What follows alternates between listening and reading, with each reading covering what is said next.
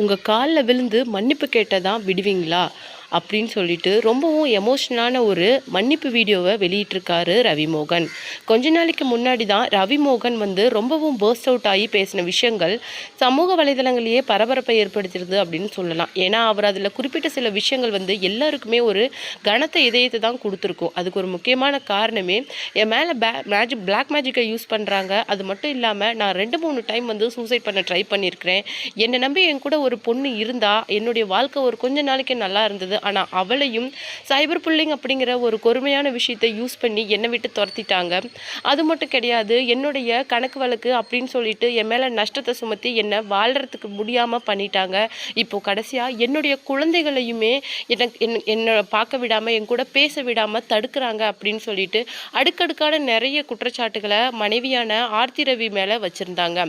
அது மட்டும் இல்லாமல் கொஞ்ச நாளைக்கு முன்னாடி தான் ரவிமோகன் மற்றும் ஆர்த்திக்கு டிவோர்ஸ் ப்ராசஸ் அப்படிங்கிறது போயிட்டு இருந்தது. அந்த நிலையில் கோர்ட் அவங்களுக்கு என்ன ஒரு அறிவுரை சொல்லியிருக்காங்க அப்படின்னு சொல்லிட்டு பார்த்தீங்கன்னா, ஒருத்தரை பற்றி இன்னொருத்தர் தப்பான விஷயங்களை வெளியிடக்கூடாது அப்படிங்கிற மாதிரியும், குற்றச்சாட்டுகளையோ இல்லை வேறு எந்தமான நெகட்டிவான விஷயத்தையோ ஒருத்தர் மேலே இன்னொருத்தர் வைக்கக்கூடாது அப்படின்னு சொல்லியிருக்காங்க. அதை பொறுத்து ஆர்த்தி ரவியோட ஃபேமிலி ரொம்பவுமே சைலண்ட்டாக இருந்தாங்க. ஆனால் ரவிமோகன் கெனிஷா மேலே சைபர் புல்லிங்க ஆர்த்தி ரவியோட ஃபேமிலி தான் செஞ்சுருக்காங்க அப்படிங்கிற மாதிரி அவங்க ஃபேமிலி மேலே ஒரு குற்றச்சாட்டை வச்சது மட்டும் இல்லாமல் நிறைய விஷயங்களை பர்ஸ்ட் அவுட் ஆகி பேசியிருந்தார்.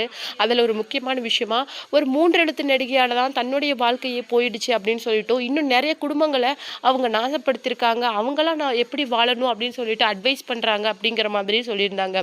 அதை பொறுத்து இன்றைக்கி கோர்ட்டில் இருந்து ஒரு வார்னிங் நோட்டீஸ் மாதிரி வந்திருக்கு. அதில் என்ன சொல்லியிருக்காங்க அப்படின்னு சொல்லிட்டு பார்த்தீங்கன்னா, நீங்கள் செஞ்சது ரொம்பவும் தவறு. அது மட்டும் இல்லாமல் கோர்ட்டோட வார்த்தைகளை நீங்கள் மீறிட்டீங்க அப்படின்னு சொல்லிட்டு ஒரு வார்னிங் நோட்டீஸை ரவிமோகனுக்கு அனுப்பியிருக்காங்க. ஸோ அதை தொடர்ந்து ரவிமோகன் என்ன பண்ணியிருக்காரு அப்படின்னு சொல்லிட்டு பார்த்தீங்கன்னா, நான் யாரையாவது தவறாக பேசியிருந்தாலோ இல்லை நான் பேசின வார்த்தைகள் யார் மனதையாவது காயப்படுத்தியிருந்தாலோ புண்படுத்தியிருந்தாலோ என்னை மன்னிச்சிடுங்க அப்படிங்கிற மாதிரி சொல்லியிருக்காங்க. ஆனால் அப்படி அவர் மன்னிப்பு கேட்கும்போது அவருடைய குரலில் இருந்த அந்த தழுதழுப்பு எல்லாருக்குமே ரொம்பவும் கஷ்டமாக இருந்தது. இன்னும் ஒரு மனுஷனை எந்த அளவுக்கு இப்படி ஒரு மோசமான நிலைக்கு தள்ளி தான் இந்த சமூகம் வேடிக்கை பார்க்கும் அப்படின்னு சொல்லிட்டு சமூக வலைதளங்களில் ரவிமோகனுக்கு ஆதரவாக நிறைய பேர் எழுந்திருக்காங்க. அது மட்டும் கிடையாது, ஒரு மனுஷன் சாகுறான் அப்படின்னு சொன்னதுக்கு அப்புறம் கூட உங்களுக்கு இன்னும் அவங்ககிட்ட இருந்து என்ன எதிர்பார்க்குறீங்க அப்படிங்கிற மாதிரி சொல்லியிருக்காங்க. அது மட்டும் இல்லாமல் மனுஷன் தனக்கு பிடிச்ச கெரியரான அந்த நடிப்பையே விட்டு கொடுத்துட்டாரு. இன்னும் உங்களுக்கு என்ன வேணும்? இந்த மாதிரி ஒரு கொடுமையான விஷயத்த ஒரு மனுஷன் மேலே பண்ணுறதுக்கு முன்னாடி கொஞ்சம் யோசிங்க. அவர் கூட தான் நீங்கள் இத்தனை நாள் வாழ்ந்து 2 குழந்தைகளை பெற்றெடுத்திருக்கிறீங்க அப்படின்னு சொல்லிட்டு ஆர்த்தி ரவிக்கு நிறைய பேர் அட்வைஸ் பண்ணிட்டு வராங்க. இந்த மாதிரி ஒரு இக்கட்டான சூழ்நிலையும் கூட நிறைய பேர், அதாவது ஜெயம் ரவியோட ஃபேன்ஸாக இருக்கட்டும் இல்லை நிறைய இணையதளவாசிகள் ரவிமோகன் பக்கம் இருக்கிறது அப்படிங்கிறது மிகப்பெரிய விஷயமா பார்க்கப்படுது.